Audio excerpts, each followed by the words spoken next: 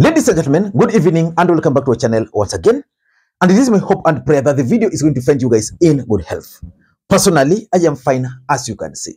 Kisumu is fantastic, and maybe you could also let me know where you are watching the video from, the county or the country, in case you are out of the republic.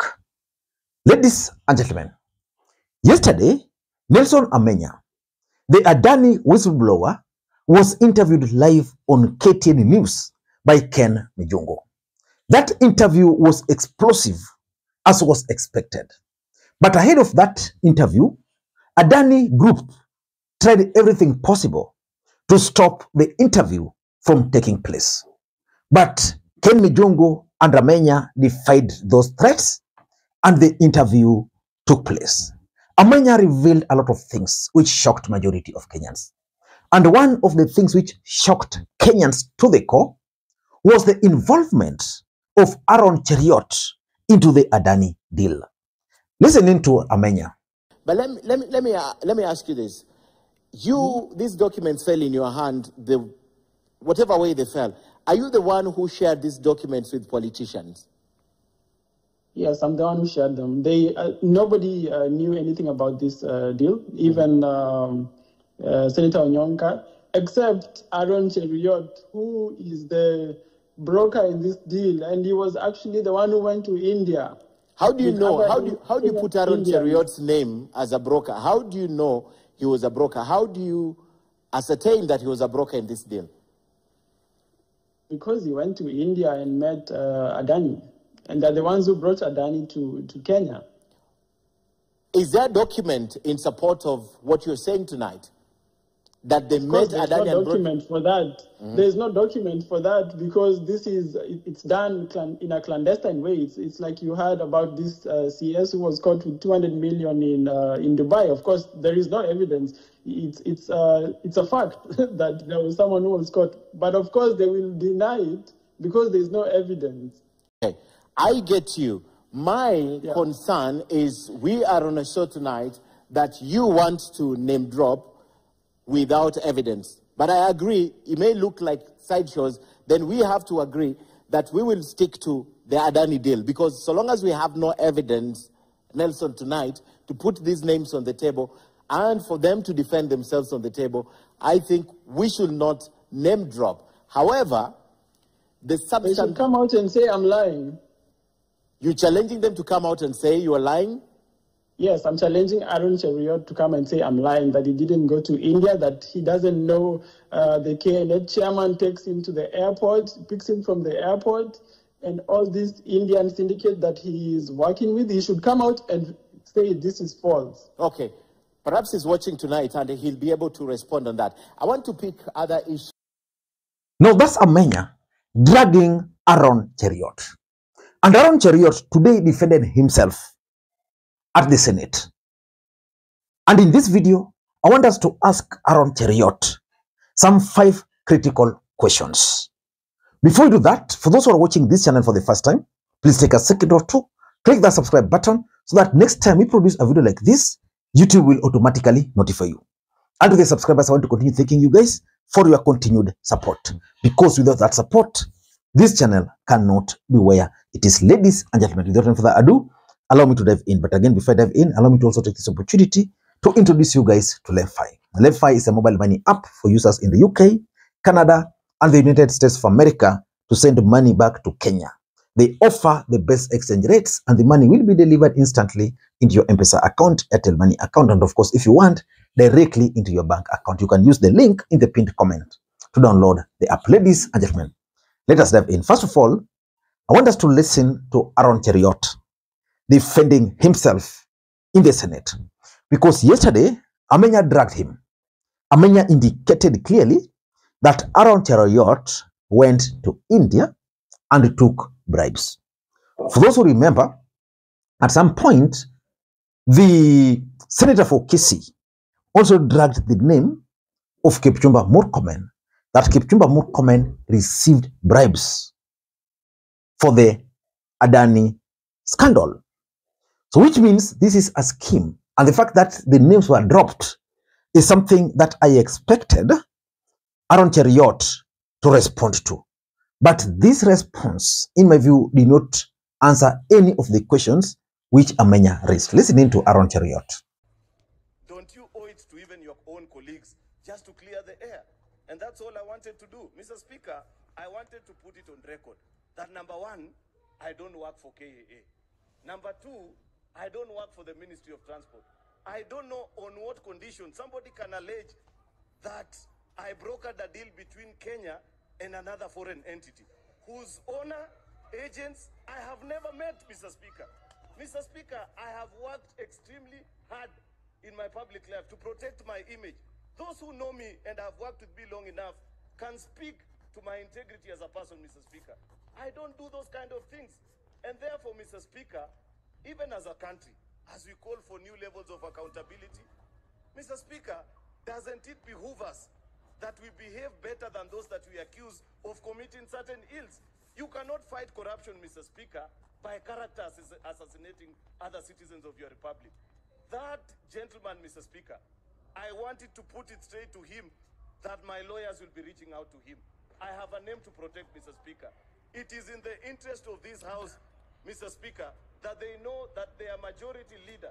That's why, Mr. Speaker, my colleagues who are here know that this matter has been on the floor of this House for quite a while.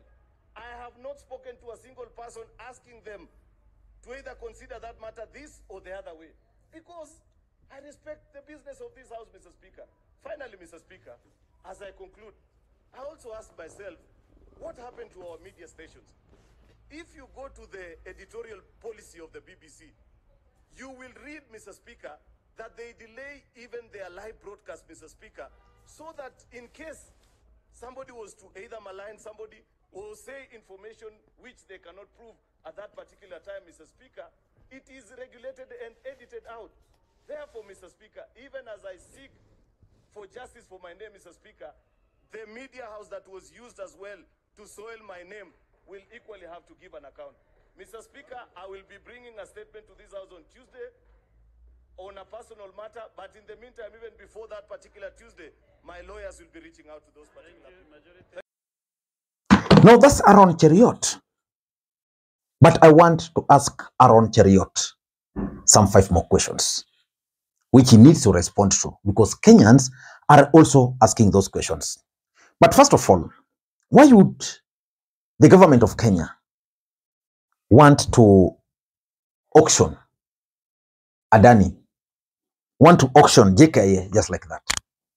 Because according to the documents available and what Amenya revealed, is that Adani are not going to construct a new airport. They're just going to renovate some runways, and then they are going to this country. Of course, there is also another major scandal. There's a major scandal which is coming up, ladies and gentlemen, on the health insurance scheme. A major one. And Safaricom is also involved. And you can now also understand why the government was asking you guys to pay more money to that scheme. But let us not get into that for now. Let us focus on the questions which I want to ask Aaron Cheruiyot. The first question, which Aaron Cheruiyot should answer. I don't think he should have problem answering this question. Did he travel to India? That is the question which Kenyans want to hear from you. Because I'm 100% sure that Kenyans and Amenya have evidence that he went to India. What took him to India? Did he go to India in his capacity as the majority leader? Or did he go to India on a private mission, health grounds, or what? And while in India, who hosted him? Who received him at the airport? Because according to Amenya, this guy is always picked by some funny characters, criminals, who are also taking charge for health sector. So that's the first question. If you can answer that question, the better. In fact, it's normally very easy. Cheruiyot should just publish to Kenyans his passport. the stamps should be able to tell the countries he has traveled to. Simple. He never answered the question as to whether he went to India. And as long as that question is still pending, Aaron Cheruiyot will not convince Kenyans that he was not part of the brokers. So that's the first thing. Number two, the second question should be, what does he know about Adani deal in his capacity as the majority leader? Because the work of the Senate is normally two, primarily to oversight the counties. Adani is not part of the counties, and of course, to impeach the president. Those are the major roles of the Senate. But as a majority leader, he needs to tell us what he knows about the Adani deal. He can now tell Kenyans that as Aaron Cheruiyot, this is what I know about Adani. He can't claim not to know anything about Adani. I'm saying that because the people involved in this Adani are his close friends. William Ruto is the president of the Republic of Kenya. He must know about Adani. Kipchumba Murkomen was the cabinet secretary for transport. He must know about Adani. Davis Chirchir is the current minister for transport and of course energy. Adani was also involved there. Caleb Kositani is the chair of the Kenya Civil Aviation Authority, which authorized this deal. Those people mentioned there are very close allies of Aaron Cheruiyot. They discuss these things. So Aaron Cheruiyot should tell Kenyans what he knows about Adani. Because this deal, of course, even if he didn't know anything, imelipuka. It's been weeks now. What has he heard about Adani? Unless he will tell Kenyans what he knows about Adani, akai kando. Number three, and this is a very important question. Why has he remained silent over this issue? He was vocal on any other issue during Uhuru Kenyatta's regime. On this, he has never supported, he has never opposed. Just silent. Maybe he was just hiding so that Kenyans don't see his face behind it. Yeah? Why is he now talking after being dragged to it? If he remained silent, nothing stopped him from just remaining silent, probably use his lawyers to prosecute the matter. And I can tell you, Aaron Cheruiyot is not going to proceed with any legal proceedings against Amenya the way he has promised. Because that is going to open cans of worms for him.